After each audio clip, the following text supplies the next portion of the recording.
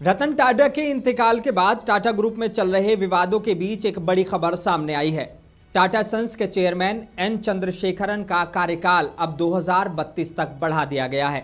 यानी टाटा ग्रुप के इतिहास में पहली बार ऐसा होगा जब कोई ग्रुप एग्जीक्यूटिव रिटायरमेंट की तय उम्र पार करने के बाद भी अपने पद पर बना रहेगा। दरअसल टाटा ग्रुप की पॉलिसी के मुताबिक किसी एग्जीक्यूटिव को 65 साल की उम्र में रिटायर होना होता है, लेकिन चंद्रशेखरन अब 70 साल की उम्र में रिटायर होंगे। वर्तमान में वो 63 साल के हैं और उनका दूसरा टर्म 2027 में खत्म होना था, लेकिन अब उन्हें पूरे 5 साल का एक्सटेंशन मिल गया है।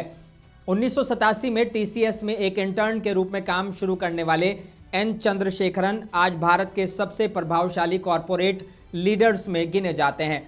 उन्होंने न सिर्फ टीसीएस को नई ऊंचाइयों पर पहुंचाया, बल्कि टाटा ग्रुप्स को भी टेक्नोलॉजी, ऑटो और एयरलाइन सेक्टर में नई पहचान दी।